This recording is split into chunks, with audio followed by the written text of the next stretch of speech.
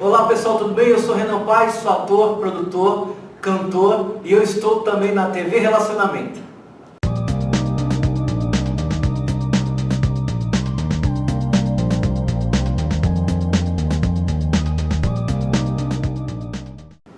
Olá internautas, iniciamos mais um programa Gestão Executiva e hoje nós temos aí um convidado da área do direito.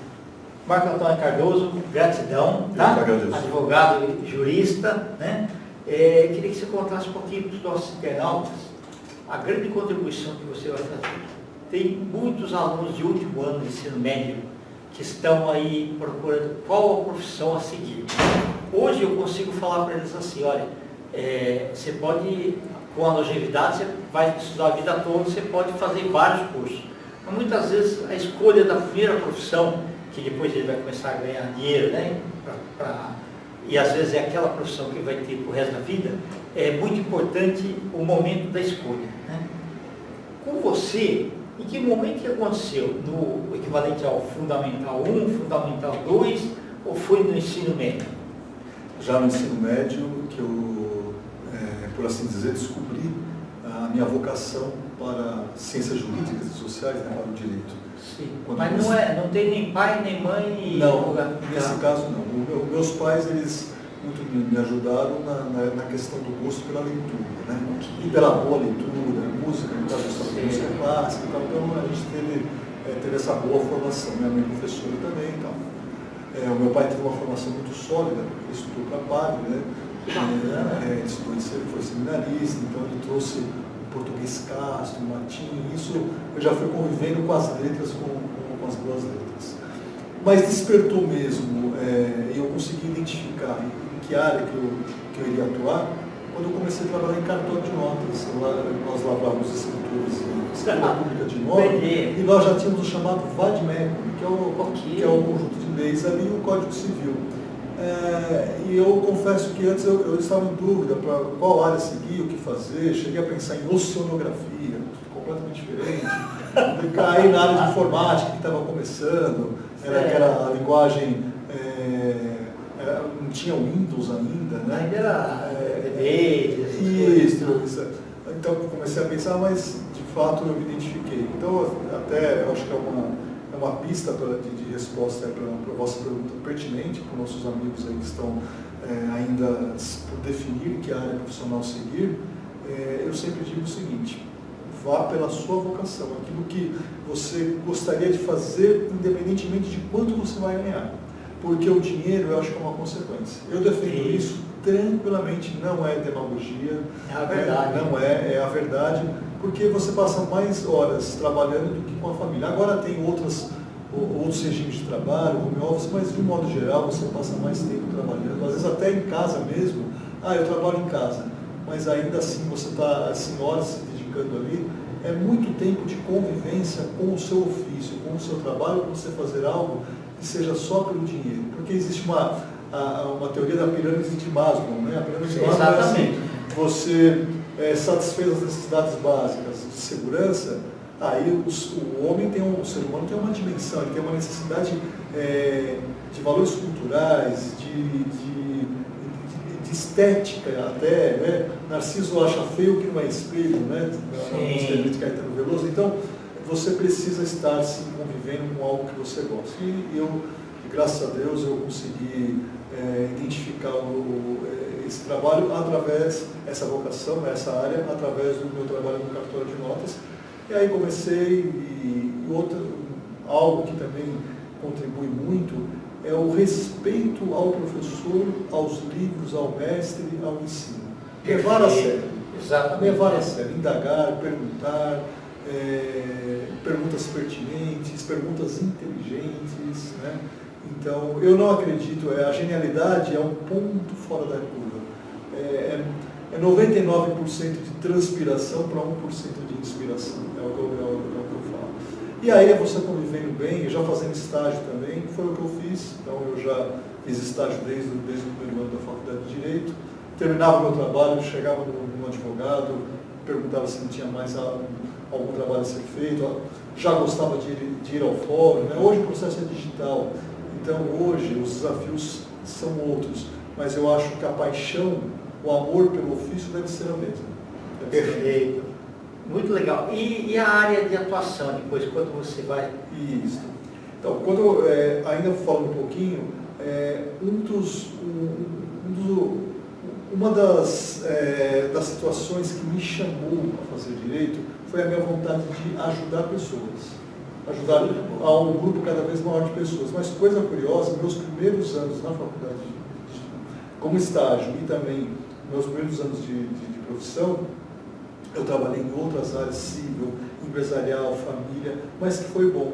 Agora, hoje, depois de tantos anos, por isso que eu falo, não desistam dos seus sonhos. Depois de décadas de trabalho, eu estou há quase 30 anos na advocacia, depois de décadas de trabalho é que eu fui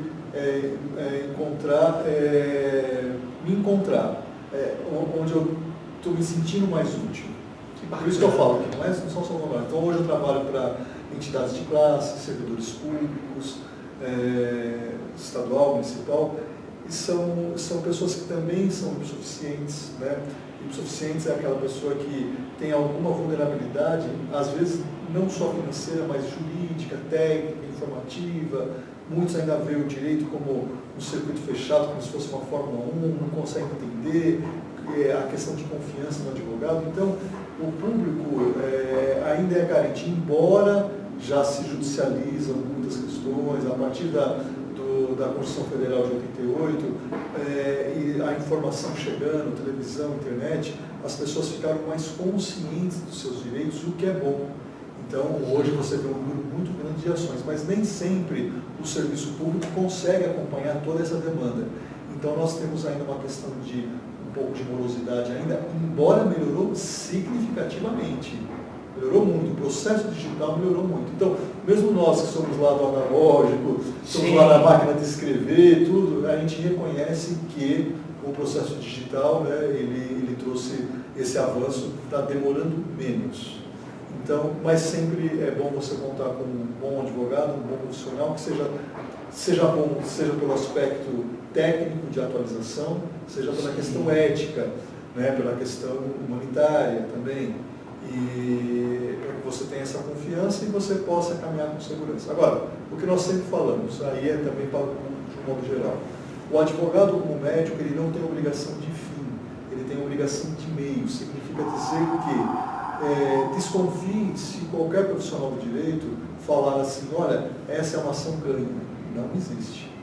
Ela pode até ser ganha, ela pode estar, mas pode o panorama ele né? pode ser, naquele momento, olha, a primeira instância concedendo, que é o primeiro juiz, segunda instância, que é o tribunal, mas pode haver modificação, jurisprudência que oscila, ou mesmo pelos tribunais superiores. Então, o direito ele tem uma dinâmica muito, muito grande, como a vida.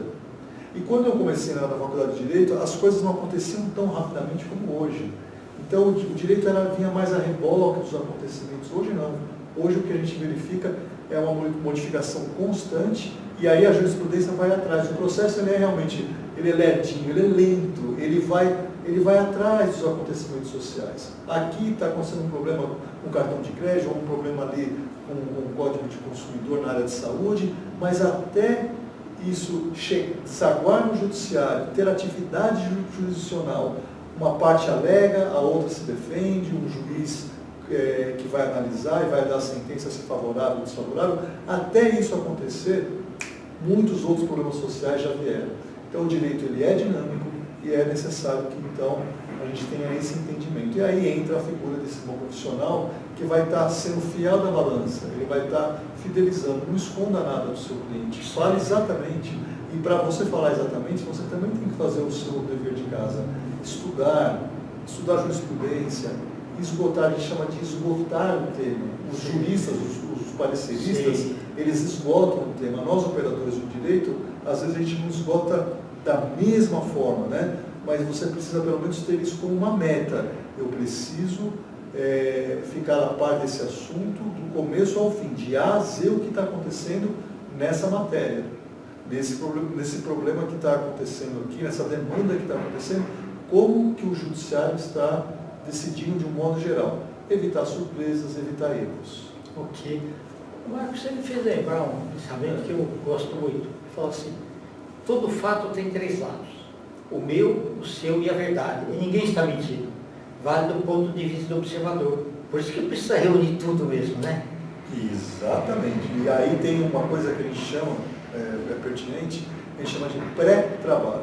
Antes de entrar com uma ação, e aí que precisa de ter uma colaboração, advogado-cliente, reunir informações, reunir documentos.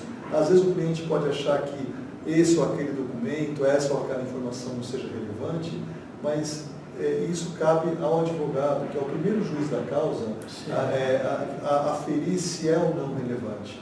Então é muito importante que as pessoas tenham uma organização com seus documentos, com as suas informações, para que elas possam, se tiver que judicializar uma questão, entrar com uma ação, ingressar com uma ação, elas estejam amparadas por provas.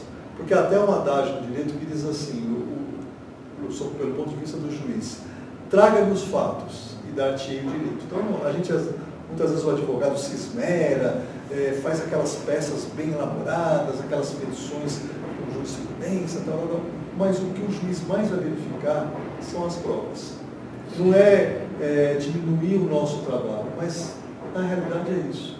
O juiz vai analisar as provas. É claro que o ativismo judicial faz com que, às vezes, o advogado coloque alguma coisa que o juiz não tenha pensado. O bom profissional, ele luta por isso, mas o cliente precisa colaborar. Porque a parte contrária tem direito de defesa.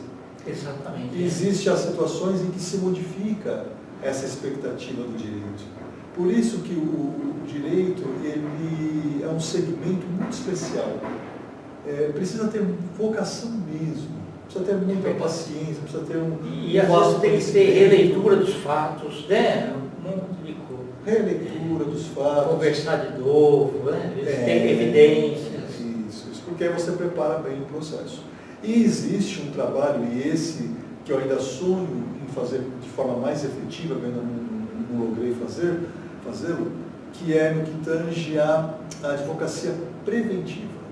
Ok, muito interessante, perfeito. Assim como se acredita na medicina preventiva, na organização de cidades de forma preventiva, na segurança pública preventiva, exatamente, a advocacia preventiva. Você evitar o conflito. Até os professores dos primeiros anos da faculdade, eles falavam, olha, é preferível o pior dos acordos do que a melhor das demandas. E isso é algo que lá atrás se falava e hoje ainda é fato verdadeiro. Melhor um acordo. Né? E a advocacia preventiva, vou comprar um imóvel, vou fazer qualquer transação imobiliária, vou abrir uma empresa, ou as médias e grandes empresas na área tributária, na área fiscal, consulte o advogado. Pague pelo advogado.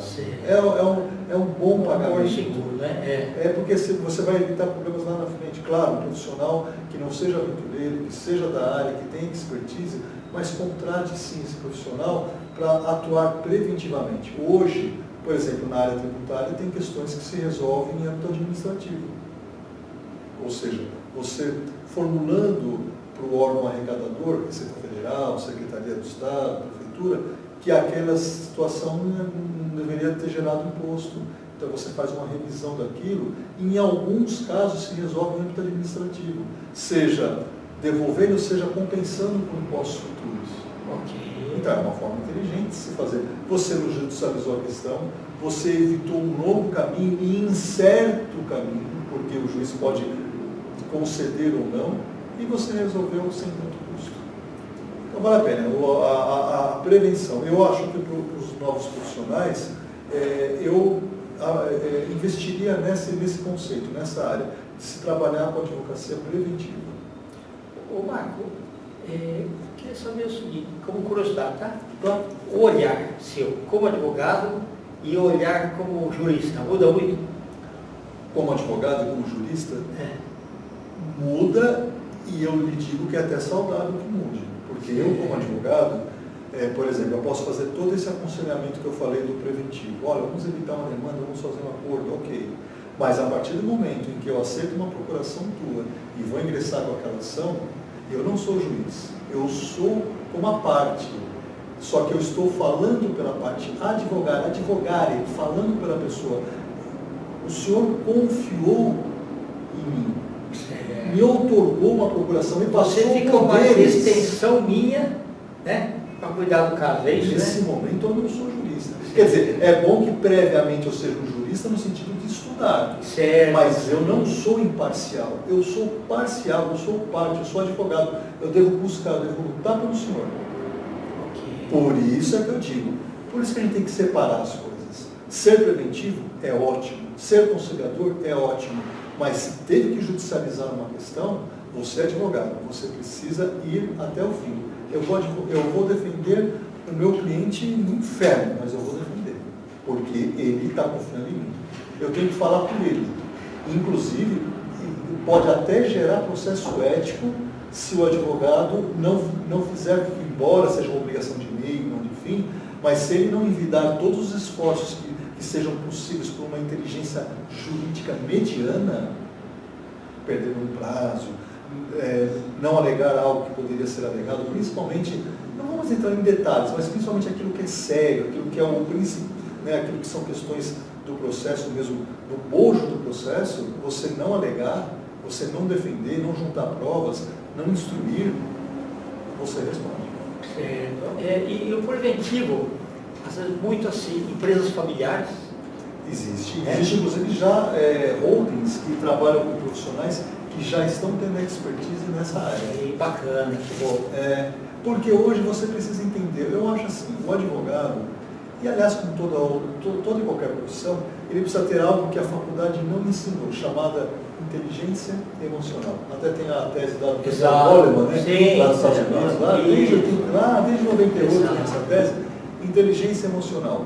E hoje o advogado ele precisa ter, além da expertise na área dele, a trabalhar com as ferramentinhas dele, os recursos dele, ele precisa ter essa inteligência emocional. Eu estou lidando com uma empresa que tem o marido, a mulher, o pai, o filho, eu preciso entender.